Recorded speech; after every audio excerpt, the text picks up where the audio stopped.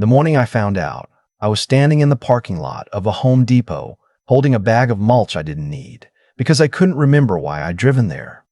That's what shock does to you. It doesn't hit you all at once. It comes in pieces, and the pieces don't fit together until you're standing under fluorescent lights in a garden center, wondering how long you've been holding 30 pounds of cedar chips. Let me back up. My name doesn't matter. What matters is that for 11 years, I was a husband. I coached Little League on Saturday mornings. I remembered anniversaries. I drove my wife's mother to her chemotherapy appointments when my wife said she was too busy at work. I was, by most definitions, a good man. Not perfect, but present. That counts for something, I think. Her name was Sylvia. We met in our late 20s at a work conference in Nashville. She was in marketing for a pharmaceutical company. I was in project management for a mid-sized construction firm. She laughed at something I said at the hotel bar, and I thought, that's it. That's the person I want to make laugh for the rest of my life. We got married 3 years later.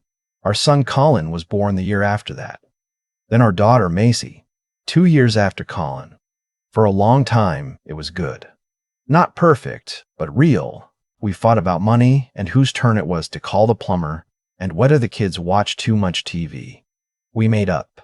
We took road trips.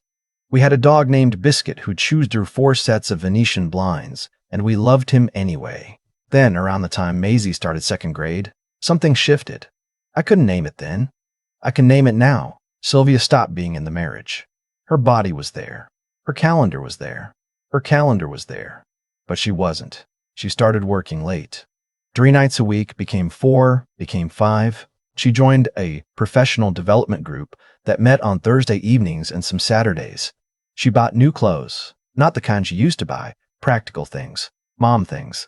These were different, fitted, expensive. She started getting her nails done every 2 weeks. I noticed. Of course I noticed. But I told myself the story that a man tells himself when he doesn't want to know the truth. She's stressed. She needs something for herself. We've been together 11 years. Things slow down. This is normal. I am not stupid. I want to be clear about that. I am not a stupid man. But love makes you want to believe the easier thing. And I loved her. So I believed. The first real crack came in October. We had plans, a dinner with some colleagues of mine, people I'd worked with for years. Simple thing. Nothing fancy. She had agreed to it weeks earlier. I made the reservation. I reminded her on a Monday. She confirmed on a Wednesday. Saturday night, an hour before we were supposed to leave, she came downstairs in sweatpants. I can't go, she said. Not sorry. Not an excuse. Just that. What do you mean you can't go? We have 8 people waiting at a table. I have a migraine. She was already moving toward the couch. She did not have a migraine. I know what her migraines look like. She gets a specific kind of pallor. She can't tolerate sound. She asked me to close the curtains and bring her a cold cloth. She was on her phone the moment she sat down. I went to the dinner alone. I told people she was sick. I smiled and ate my steak and drove home at 10:15 to find her on a video call in the guest room with the door almost closed. I heard her laugh. Not a polite laugh. Not a tired laugh. Not a tired laugh. The kind of laugh I used to hear when we were first dating, young and unguarded. I stood in the hallway for a moment. Then I walked to our bedroom and lay down in the dark and stared at the ceiling and thought very carefully about what I knew and what I didn't. I didn't do anything that night or the next week, but I started paying attention. His name, I would eventually learn, was Donovan. He worked in her office. Not a direct colleague, but in the same building, different department. 41 years old. Divorced once. No kids. It took me 6 weeks to find that out, not because I hired anyone or did anything dramatic. I just watched. I paid attention. I'm a project manager by trade. I'd build timelines for a living. I notice when things don't add up. Her phone went everywhere with her now. Plugged in on her side of the bed, face down. She started taking calls in the driveway before coming inside. When I asked about her day, she gave me summaries, edited, flat, like she was reading from a report she'd already revised 3 times. I bought a cheap voice recorder and put it in my car. Not her car. Mine. Because I wanted to document my own thinking, not catch her. I would drive to work and talk to myself about what I was observing. It sounds strange. It helped. By December, I had enough. Not enough to confront her. I wasn't ready for that, but enough to know I needed to protect myself before the floor fell out. I called the family attorney, a woman my cousin had used in her own divorce 4 years prior. I met her for coffee on a Tuesday morning, and I told her everything.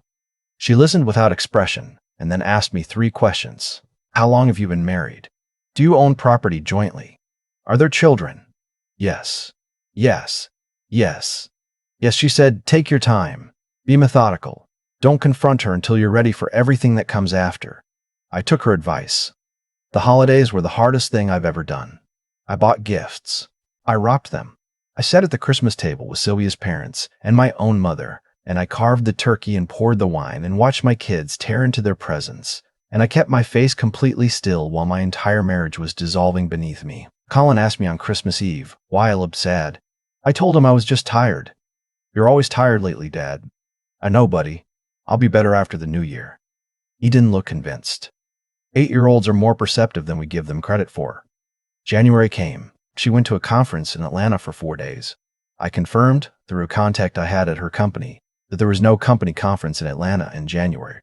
None scheduled, none attended. I said nothing. I let her come home. I asked how the conference was. She told me about sessions that didn't exist on topics her company had no interest in. I nodded. I said, sounds like it was useful. She said, it really was. I went to my home office that night and updated my notes. The thing that finally made me act wasn't the affair. I could have, maybe, found a way to process the affair. People do. They go to counseling. They rebuild. They survive. That's not nothing. What made me act was the money. In February, I was doing our taxes. I handle our finances, always have. And I found a credit card I didn't know about. It was in her name only, opened 18 months prior. The balance was substantial. Not credit card debt substantial. Not splurging on clothes substantial. $42,000. Restaurants, hotels, flights, jewelry, but not jewelry I'd ever seen her wear. A weekend at a resort in Scottsdale, another in Charleston. Spa treatments. A bracelet from a store I had to look up because I'd never heard of it. And when I looked it up, I understood why I'd never heard of it. She had been funding a life. A parallel life. A life I was not in. I sat at my desk for a long time. Then I made a folder on my computer, password protected, on a drive she didn't know existed. I scanned every document. I screenshot everything. I built a timeline. From the first charge to the last, 18 months of a marriage I was paying for. That was already gone. I went back to my attorney. She looked through everything and said, quietly, "You've been busy." "I've had time," I said.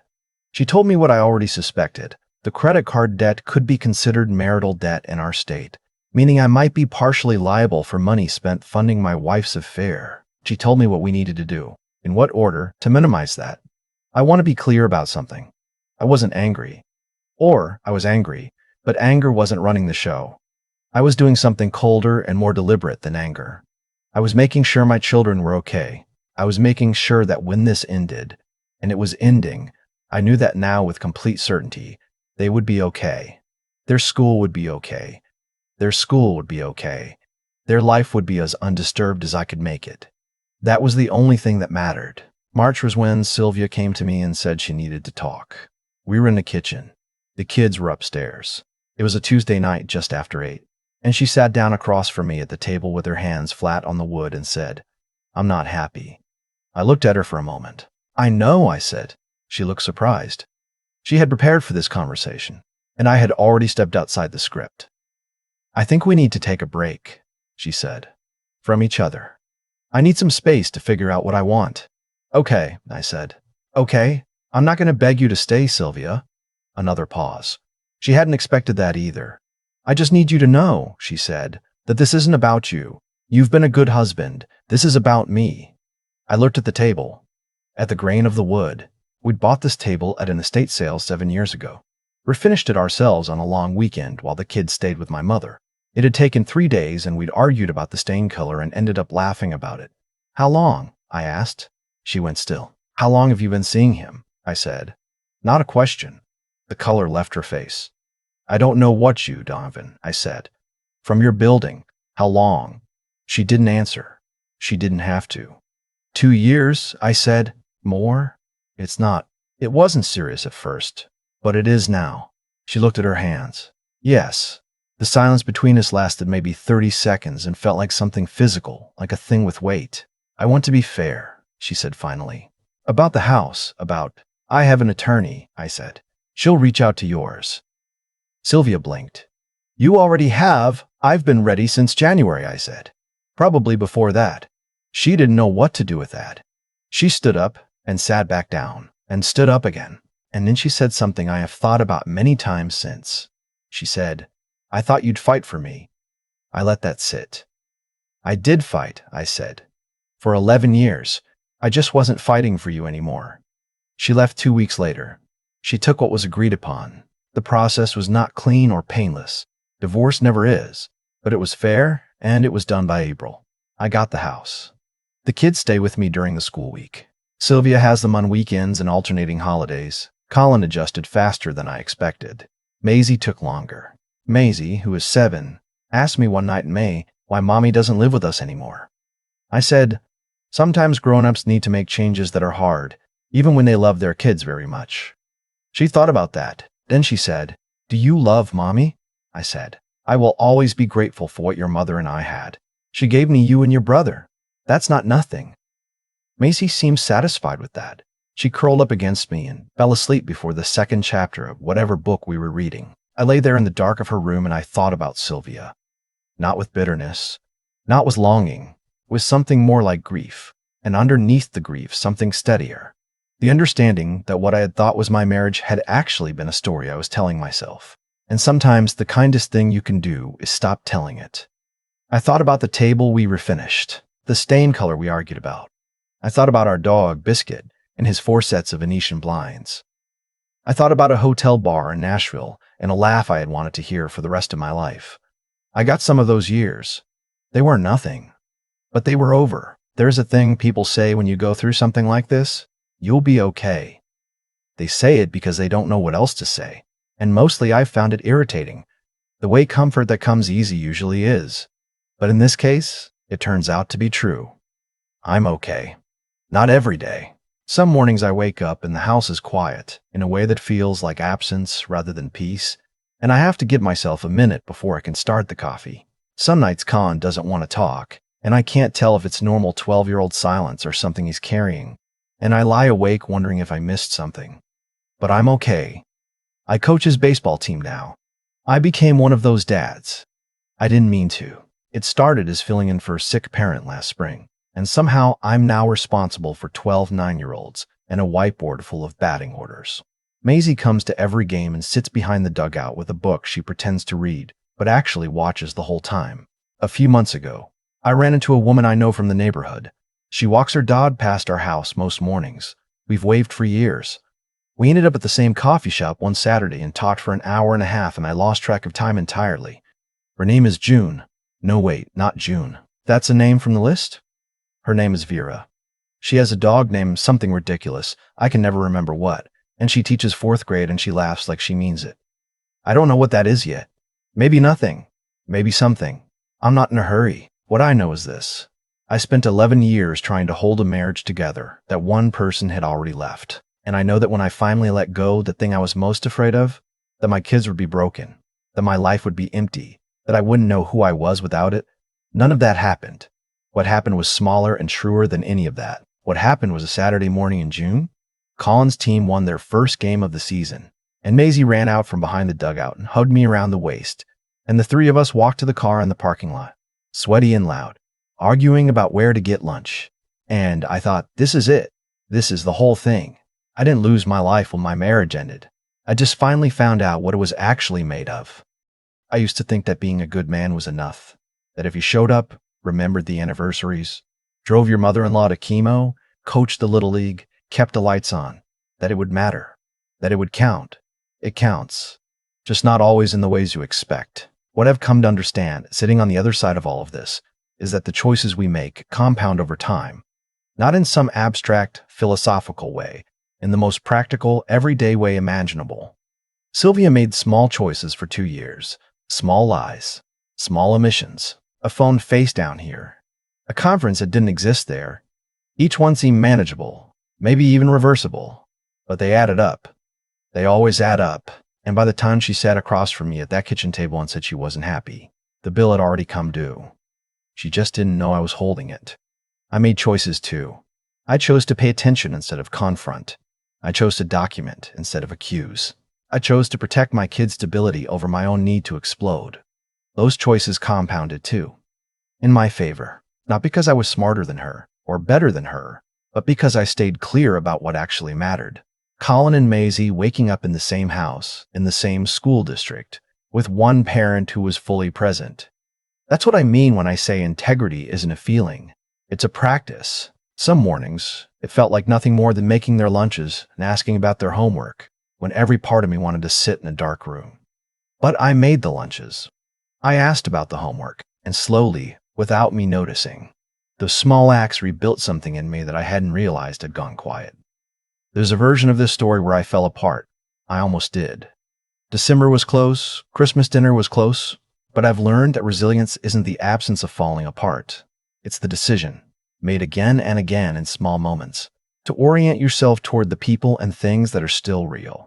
Colin's baseball games were real. Maisie's books were real. Biscuit destroying the blinds was real. Biscuit destroying the blinds was real. Hold on to what's real. The hardest part wasn't the divorce.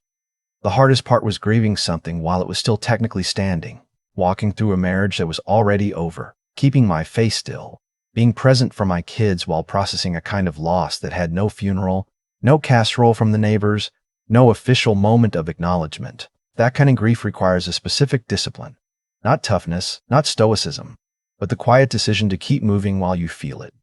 To feel it and move anyway. Sylvia made her choices.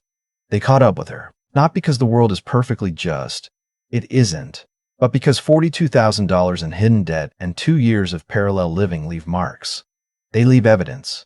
They leave consequences that even the most careful person can't fully outrun. And I made mine. They caught up with me too, in the best possible way.